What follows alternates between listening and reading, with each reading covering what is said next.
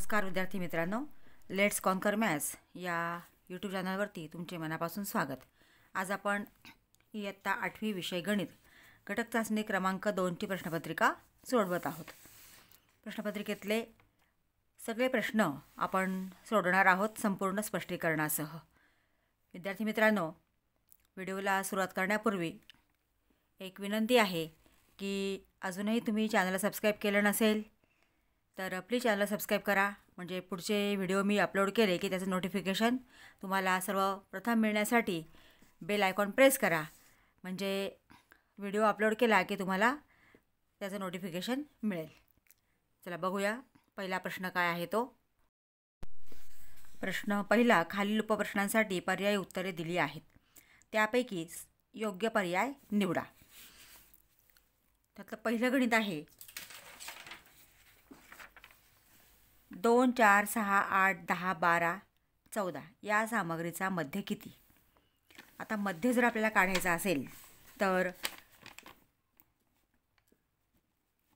मध्य बरोबर ह्या ज्या दिलेल्या संख्या आहेत त्यांची बेरीज करायची, म्हणजे मध्य म्हणजेच काय, सरासरी। 2 अधिक 4 अधिक 6 अधिक 8, 2, 4, 6, 8 अधिक 10 अधिक 12 अधिक 14 भागिले 1 2 3 4 5 6 7। म्हणजे अशा प्रकारे जेवढ्या संख्या दिल्या आहेत त्या संख्यांची बेरीज करायची आणि भागिले किती संख्या आहेत त्या संख्येने त्या अंकाने भागायचं आहे। मग 4 2 6 6 12 आणि 8 20 आणि 10 30, 30 आणि 10 40 आणि 2 42, 42 आणि 10 52 आणि 4 56, 56/7, 7 1 7, 7 8 56, म्हणजे किती आला मध्य 8। म्हणजे अशा पद्धतीने हे तोंडी पण सोडवता येतं, पण जर तुम्हाला लक्षात नाही आलं तर कागदावरती तुम्ही सोडवा आणि मग त्याचं उत्तर लिहा, पण चुकवू नका। आता इथं बघा पर्याय बी आहे, याचं उत्तर आलेलं आहे 8, म्हणजे इथं बी लिहायचं आहे। 2 त्रिकोणांच्या शिरोबिंदूतील संगती टिंब-टिंब प्रकारे व्यक्त करता येते।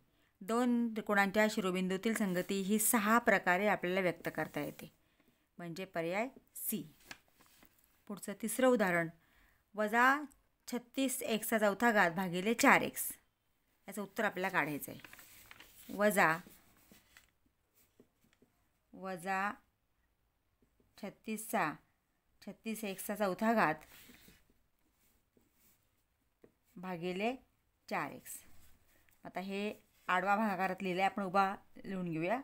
-36x4 भागिले 4x याप्रमाणे लिहा, म्हणजे लक्षात येतं। 4 1 4, 4 9 36, म्हणजे 9। आता x4 भागिले x आहे, म्हणजे इथं घातांकाच्या नियमानुसार भागाकार आहे। भागाकार असेल तर आपण काय करतो, घातांकांची वजाबाकी, म्हणजे 4 - 1, म्हणजे 9x3 आणि चिन्ह जे आहे तेच कंटिन्यू होणार आहे, -9x3।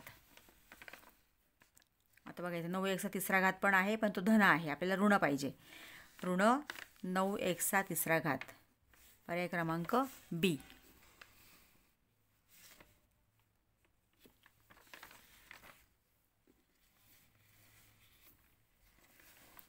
चौथा प्रश्न, आकृतीत टिंब-टिंब कसोटीने त्रिकोण PQR एकरूप त्रिकोण PQS, PQR आणि PQS हे कोणत्या कसोटीने एकरूप आहेत ते विचारले। आता इथं हे काटकोन जरी असले तरी कर्णभुजा कसोटी येत नाही, कारण कर्ण एकरूप नाहीत, हे लक्षात घ्या। आता इथं कोणती कसोटी आहे, ह्या दोन बाजू एकरूप आहेत, म्हणजे PQRची RQ आणि PQSची QS। तसंच ही बाजू सामायिक असल्यामुळे एकरूप आहे आणि हा कोण एकरूप दाखवला आहे, म्हणजे बाकोबा कसोटी आहे। कोणती कसोटी आहे, बाकोबा, म्हणजे पर्याय क्रमांक डी। पुढचं पाचवं गणित, त्यातलं 5m बरोबर 45, तर m बरोबर किती। बघा आता 5m बरोबर 45, तर m बरोबर विचारले आपल्याला।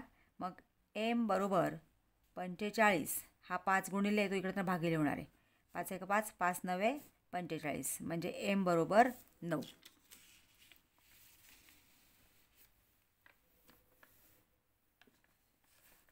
m बरोबर 9 म्हणजे पर्याय क्रमांक ए.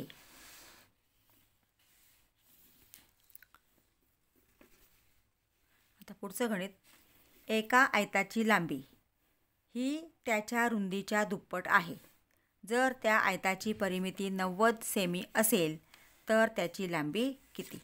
आता लांबी ही रुंदीच्या दुप्पट आहे. इथं सोडवूया आपण. मग आपण आयताची रुंदी मानली x. लांबी रुंदीच्या दुप्पट आहे म्हणजे 2x आणि आयताची परिमिती आपल्याला दिलेली आहे. आयताची परिमिती बरोबर 2 कंसात लांबी अधिक रुंदी. हे परिमितीचं सूत्र आहे. आयताची परिमिती बरोबर 2 कंसात लांबी अधिक रुंदी. मग इथं आपण 2 कंसात लांबी 2x अधिक x. 2x आणि x किती झाले? 3x. 3x गुणिले 2 म्हणजे 6x आणि परिमिती किती दिली आपल्याला? 90 दिली आहे. 90 बरोबर 6x. मला xची किंमत काढायची. हा 6 इकडे गुणिले तो भागिले होणार आहे. 90 भागिले 6 म्हणजे 15 90 किंवा 6 1 6. 90 6 गेले 3 उरले 6 5 30 म्हणजे 15. x बरोबर 15 आलेलं आहे. x बरोबर 15. आता आपल्याला काय विचारलं आहे? तेवढंच उत्तर काढायचं आहे. आयताची लांबी किती? लांबी विचारली आपल्याला. मग आपण लांबी किती घेतली आहे? 2x. मग 2 गुणिले 15 कारण एक्सची किंमत इथं किती आहे? 15 काढली आपण. मग 2 गुणिले 15 म्हणजे किती येणार आहे? 30. 15 दुणे 30 म्हणजे आयताची लांबी जी आहे ती 30 सेमी म्हणजे पर्याय ए. अशा पद्धतीने हा प्रश्न पहिला आपल्याला पर्याय निवडा असतो तो सोडवायचा आहे. तर प्रश्न दुसरा. खालील कृती पूर्ण करा. पुढील समीकरण सोडवा. 3x अधिक 11 बरोबर 74. रीत 3x अधिक 11 बरोबर 74 हे आपल्याला दिलेलं आहे. दोन्ही बाजूतून 11 वजा करून म्हणजे ही झाली डावी बाजू बरोबर चिन्हाच्या अलीकडची आणि बरोबर चिन्हाच्या पलीकडची ही उजवी बाजू. दोन्ही बाजूतून 11 वजा करू. आता 3x अधिक 11 वजा 11. इथं 74 वजा काय येणार आहे? 11. इथं 11 वजा केले. दोन्ही बाजूतून 11 वजा करायचे. आता अधिक 11 वजा 11 केले म्हणजे किती राहिले? 3x राहिले. आता इथे किती शिल्लक राहत आहे बघा. 4मधनं 1 गेला 3 आणि 7मधनं 1 गेले 6. 63 म्हणजे 3x बरोबर 63. आता इथं दोन्ही बाजूंना 3ने भागू म्हणजे इथं हा 3 जाण्यासाठी दोन्ही बाजूला 3ने भागावं लागेल. इथं 3x/3 इथे येणार आहे 63/3. दोन्ही बाजूला 3ने भागलं म्हणजे 3xला 3ने भागलं 63ला 3ने भागलं. हा 3 3 गेला म्हणजे इथं x शिल्लक राहिला. इथं आपण भाग दिला. आता 3 1 3 3 2 6 आणि 3 1 3 म्हणजे किती आले? 21 किंवा 21 त्रिक 63. आपल्याला पाढेपाठ असतील तर पटकन उत्तर लक्षात येतं. म्हणजे याप्रमाणे ही कृती पूर्ण केली आपण. आता पुढची कृती काय दिली बघा. सारणी दिली आहे. वीज वापर युनिट प्राप्तांक त्याला म्हणतात XI. 30 35 40 75 90. कुटुंबांची संख्या 7 2 8 5 3 आणि पुढच्या कॉलम आपल्याला दिलेला आहे FI गुणिले XI म्हणजे FI गुणिले XI या दोन कॉलमचा गुणाकार करायचा आहे. इथं आता बघा 30 गुणिले 7 210. 45 गुणिले 2 90. आता 60 गुणिले 8. 60 गुणिले 8 8 सक 48 आणि 0 म्हणजे 480. आता 75 गुणिले 5. 75 गुणिले 5 तुम्हाला डायरेक्ट आलं तर ठीक. 75 गुणिले 5 नाही तर बाजूला गुणाकार करून घ्या. 5 5 25 हातचे आले 2. 5 ते 35. 35 आणि 2 37. 375. आता इथं आपल्याला n बरोबर ही बेरीज करायची, म्हणजे 7 आणि 2 9, 9 आणि 8 17, 17 आणि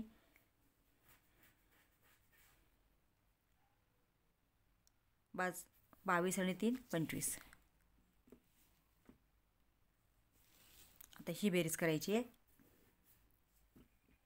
0 0 0 आणि हा 5 5.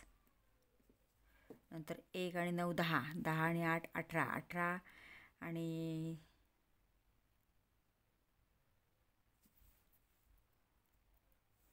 18 आणि 7 25, 25 आणि हे 7 32. अच्छा आले 3, 3 आणि 2 5, 5 आणि 3 8, 8 आणि 4 12, 12 आणि 2 14, 1425. हे उत्तर आलेलं आहे 1425. म्हणजे अशा पद्धतीने आपल्याला 2 गुणांसाठी 1 2 3 4 बॉक्स भरायचे असतात. आता पुढची कृती भागाकार कराविषयी कृती आहे. भागाकार व करा व बाकी लिहा, आणि भागाकार आणि बाकी लिहायचं आहे. आता 5x घन वजा 3x वर्ग भागिले x वर्ग. आता x वर्गने भागायचं आपल्याला. फक्त पहिल्या संख्येचा आपण विचार करतो. इथं 5xने दिलेलं आहे आपल्याला 5x गुणिले x वर्ग. 5x घन झाला, 5x घनामधून 5x घन गेला 0. इथं हे वजा दिलेलंच आहे. 3x वर्ग आहे, इथं x वर्ग आहे, म्हणजे आपल्याला फक्त 3ने गुणावं लागेल. 3 गुणिले x वर्ग म्हणजे किती येणार आहे इथं 3x वर्ग. इथं हे आले 0. म्हणजे भागाकार किती आला आहे 5x वजा 3 आणि बाकी आलेले आहे 0. अशा पद्धतीने भागाकाराचा आपल्याला बॉक्स जे विचारले असतील ते भरायचे असतात. आता प्रश्न तिसरा. खालील उपप्रश्न सोडवा. त्यात 3 कंसात y अधिक 8 बरोबर 10 कंसात y वजा 4 अधिक 8. तर पहिलं गणित सोडवूया.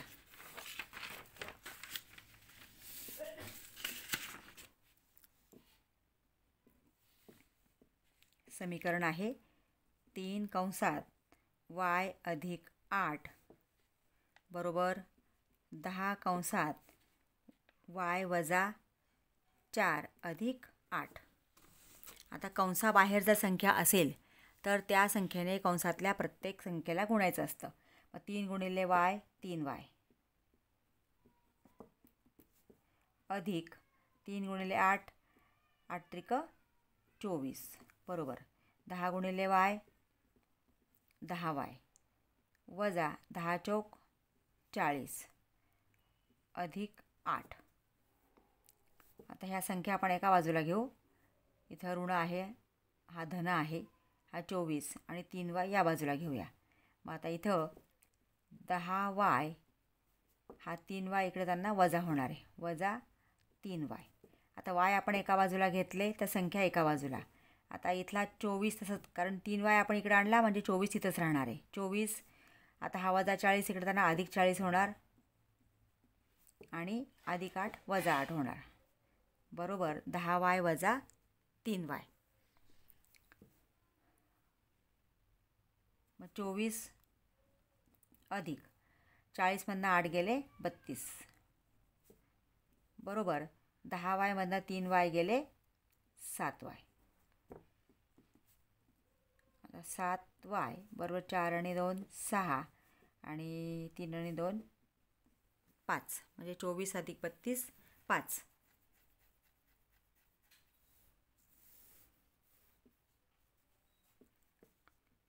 आता इथं आपल्याला yची किंमत काढायची. y बरोबर 56 आणि हा 7 इकडे त्यांना भागिले होणार आहे. 7 एका 7 7 8 56 म्हणजे y बरोबर 8 उत्तर आलेलं आहे. अशा पद्धतीने हे उदाहरण सोडवायचं आहे. पुढचं आता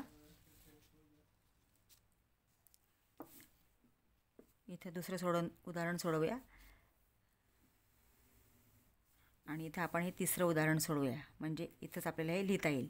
आता इथं दुसरं उदाहरण. आता बघा दुसरं उदाहरण काय आहे की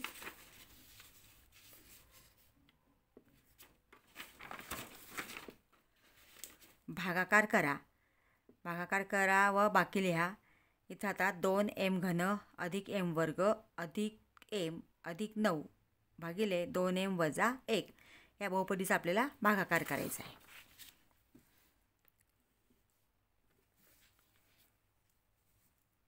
दोन m घन अधिक m वर्ग अधिक m अधिक 9 भागिले 2m वजा 1. इथं भागाकार करताना इकडचं भाजकाचं पहिलं पद आणि भाज्याचं पहिलं पद फक्त यांचाच विचार करायचा आहे. आता इथं 2m घन आहे, इथं 2m आहे, 2 2 आहेच. इथे m आहे, इथे m घन आहे. म्हणजे इथं आपल्याला m घन येण्यासाठी m वर्गने गुणावं लागेल. m गुणिले m वर्ग m घन होणार आहे. आता इथं 2 आहेच, 2 गुणिले इथे 1 याचा गुणक म्हणजे हा 2 आला आणि m वर्ग गुणिले m घन. आता ह्या m वर्गने या वजा 1ला गुणलं तर इथे येणार आहे वजा m वर्ग.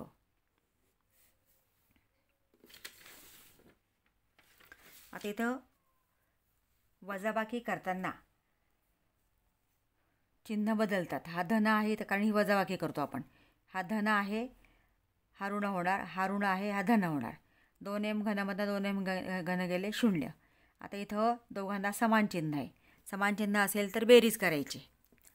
इथं सहगुणकांची आपण बेरीज करतो. 1 अधिक 1 2m वर्ग अधिक m अधिक 9.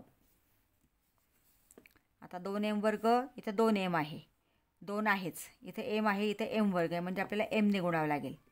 इथं जे चिन्ह आहे तेच द्यायचं आहे अधिक m. मग m ने 2mला गुणलं 2m वर्ग वजा m ने 1ला गुणलं वजा m वजा अधिक हे 0 पुन्हा इथे 1 आणि 1 2 म्हणजे अधिक 2m अधिक 9. आता 2m आहे, इथं 2m आहे म्हणजे आपल्याला एकानेच गुणावं लागेल. अधिक 1 1 ने गुणलं 2m वजा 1ला गुणलं 1. मग वजाबाकी करतो. इथं वजा, इथं अधिक. 2m वजा 2m 0. 9 अधिक 1 अधिक 10 म्हणजे भागाकार आलेला आहे. भागाकार बरोबर हा वरचा भागाकार आहे m वर्ग अधिक m अधिक 1. m वर्ग अधिक m अधिक 1 आणि बाकी बरोबर 10. तर यातलं तिसरं उदाहरण. पुढील जोडीतील त्रिकोणात सारख्या खुणांनी दाखवलेले घटक एकरूप घटक आहेत. जोडीतील त्रिकोण शिरोबिंदूंच्या कोणत्या संगतीने आणि कोणत्या कसोटीने एकरूप आहेत ते लिहा. जोडीतील त्रिकोणांचे उरलेले संगत घटक एकरूप घटक जे आहेत संगत एकरूप घटक ते आपल्याला लिहायचे आहेत. आता इथं ही बाजू आणि ही बाजू एकरूप आहे. हा कोण काटकोन आहे आणि MT हा कर्ण आहे. दोन्ही त्रिकोणांचा हा कर्ण आहे म्हणजे आयताचा हा कर्ण आहे. हा दोन्ही त्रिकोणांचा सुद्धा कर्ण आहे म्हणजे इथं हा कर्ण सामायिक आहे दोघांना म्हणजे तो एकरूप आहेच. म्हणजे कर्ण एकरूप आहे आणि काटकोन करणारी एक बाजू आहे म्हणजे इथं कसोटी जी आहे ती कोणती आहे? कर्णभुजा कसोटी. आता पहिल्यांदा आपल्याला काय लिहायचं आहे की शिरोबिंदूंच्या कोणत्या संगतीने आहेत तर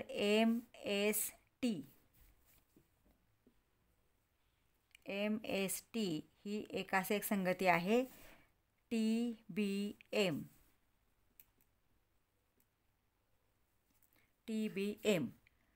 म्हणजे या ठिकाणी त्रिकोण जे एकरूप आहेत ते त्रिकोण MST एकरूप त्रिकोण TBM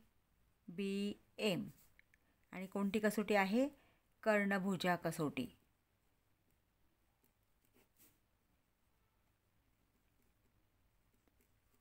कर्णभुजा कसोटी. आता उरलेले संगत घटक आपल्याला लिहायचे आहेत. आता ही बाजू 1 रुपये, ही बाजू 1 रुपये, म्हणजे कुठली शिल्लक राहिली? एस टी राहिली. एस टी आणि एम बी. मग इथं आता बाजू एस टी एकरूप बाजू एम बी, ही बाजू आणि ही बाजू एकरूप आहे.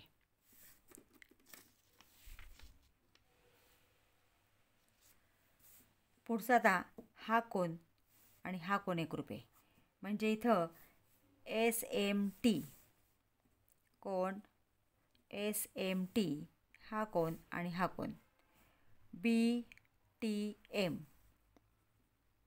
एकरूप कोन बी टी एम, आणि पुढचा हा आणि हा कोन. आता ह्या कोणाचं नाव आहे? S T M.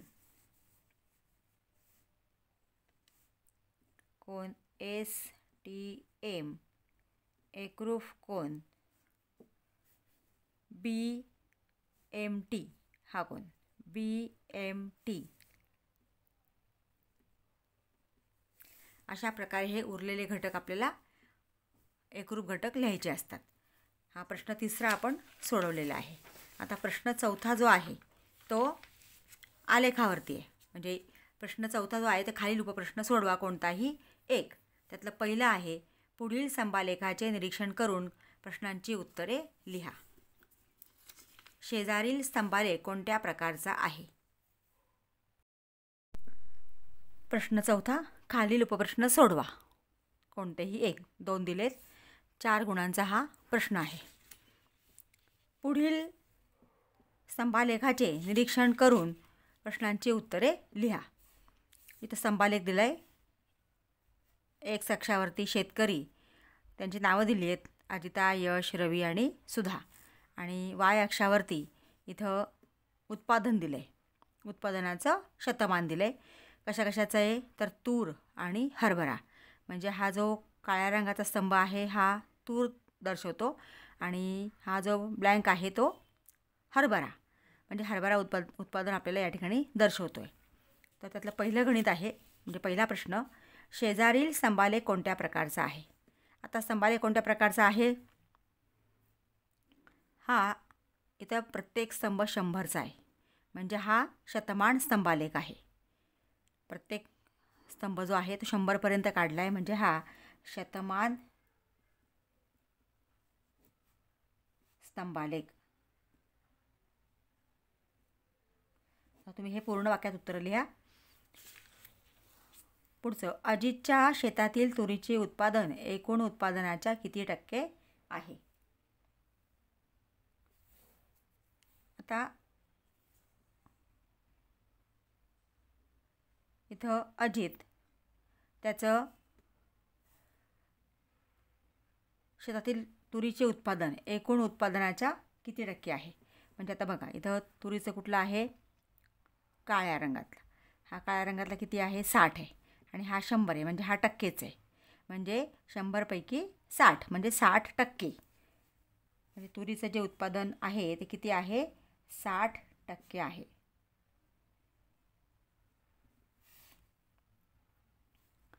यश आणि रवी यांच्यापैकी कोणाच्या हरभरा उत्पादनाचे शतमान किती जास्त आहे? आता यश बघूया आपण. यश तर हरभरा म्हणजे हे ब्लँक जे आहे ते, म्हणजे हे काळं जे आहे ते तूर. आता हरभऱ्याचं किती आहे बघा, हा एकूण 100चा स्तंभ आहे, त्याच्यामध्ये हे 50 आहे आणि हे उरलेलं मग 50 कोणाचं आहे? यश. आता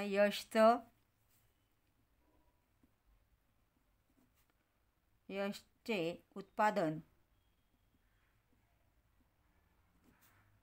किती आहे? 50%.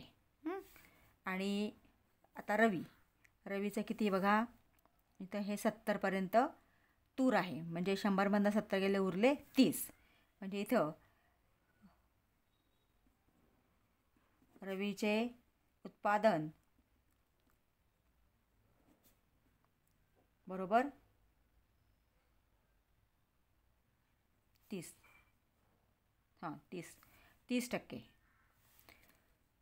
मग आता हे 50%, हे 30%, मग यशची कितीने जास्त आहे? 20%नी जास्त आहे. म्हणजे याचं उत्तर आहे 20%नी जास्त. पुढचं, तुरीच्या उत्पादनाचे सर्वात कमी शतमान कोणाचे आहे? तुरीच्या उत्पादनाचं सर्वात कमी शतमान म्हणजे हा जो ब्लँक काळ्या रंगाचा जो आहे ब्लॅक, तर तो कोणता स्तंभ सर्वात कमी उंचीचा आहे हे आपल्याला शोधायचं आहे. म्हणजे सर्वात कमी उत्पादन. मग आता तुरीचं सर्वात कमी उत्पादन बघा, हा आहे कमी सगळ्यात जास्त, म्हणजे किती आहे? 40. या बाकी सगळ्यांचं रवीचं किती आहे? 60. याचं किती आहे? 50. हे किती आहे? 60 आहे. म्हणजे इथं सॉरी हे 70 आहे. म्हणजे हे किती आहे? 40 आहे. म्हणजे सुधाचं या ठिकाणी उत्पादन कमी आहे. सुधाचे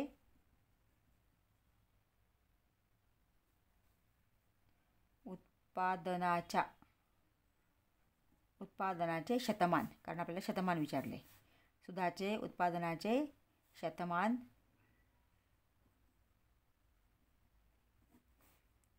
सर्वात कमी आहे.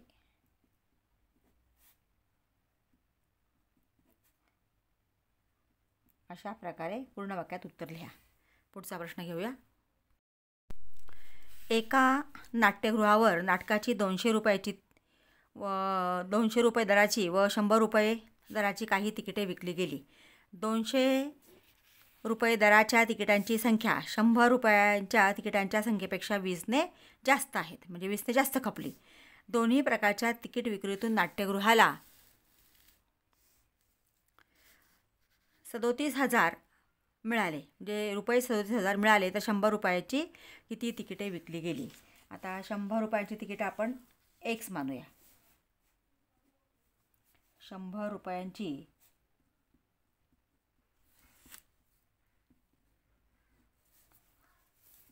एक्स तिकिटे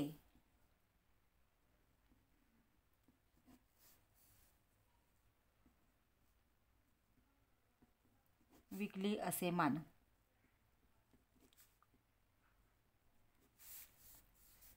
नंतर 200 रुपयांची तिकीटं आहेत, ती किती आहेत? 100 रुपयाच्या तिकिटापेक्षा 20ने जास्त आहेत.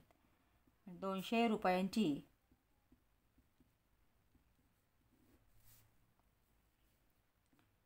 एक्स अधिक 20 येणार.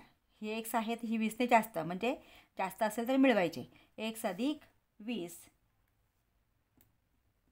तिकिटे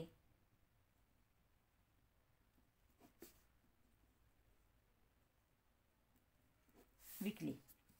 आता 100 रुपये तिकिटं विकल्यानंतर 100 रुपयाची एक्स तिकिटे विकल्यानंतर किती रुपये जमा होतील? तर 100 गुणिले एक्स. म्हणून 100 रुपयांच्या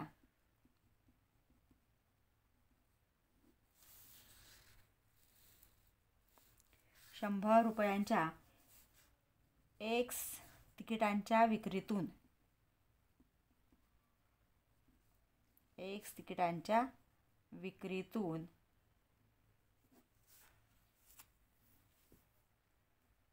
100 गुणिले एक्स बरोबर 100 एक्स रुपये मिळाले.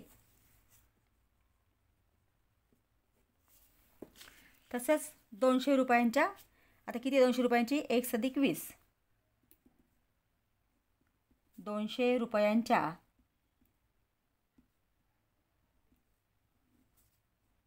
एक्स अधिक 20 तिकिटांच्या विक्रीतून मिळालेली रक्कम बरोबर 200 गुणिले एक्स अधिक 20.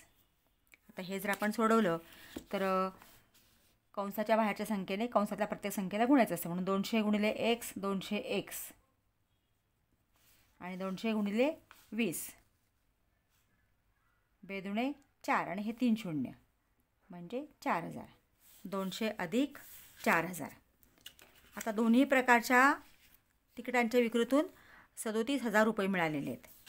म्हणजे या ठिकाणी आपल्याला हे 100x आणि 200x अधिक 4,000 यांची बेरीज आहे. म्हणजे ह्या दोन्ही तिकिटांच्या विक्रीतून 37,000 रुपये मिळाले. म्हणून दोन्ही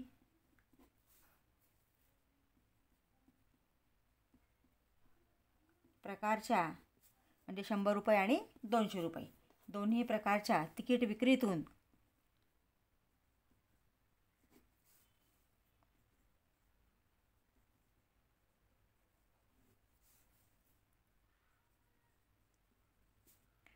₹37,000 रुपये मिळाले.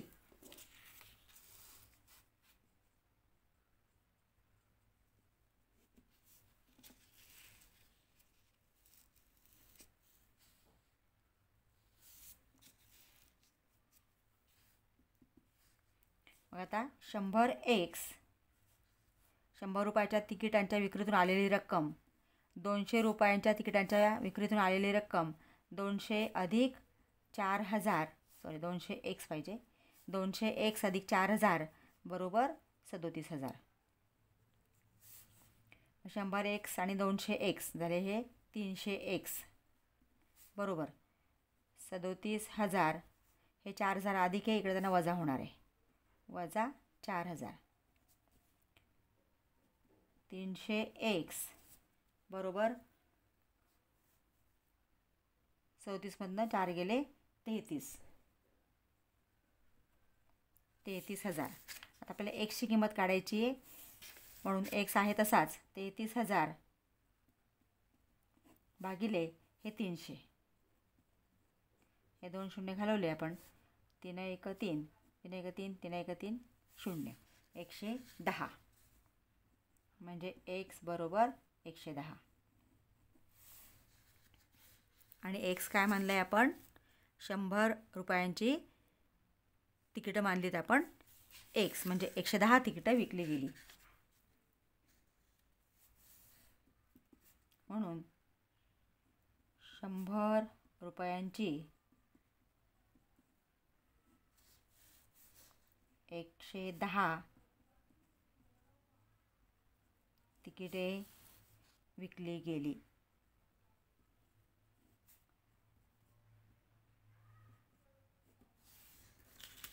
अशा प्रकारे हे उदाहरण सोडवायचं आहे.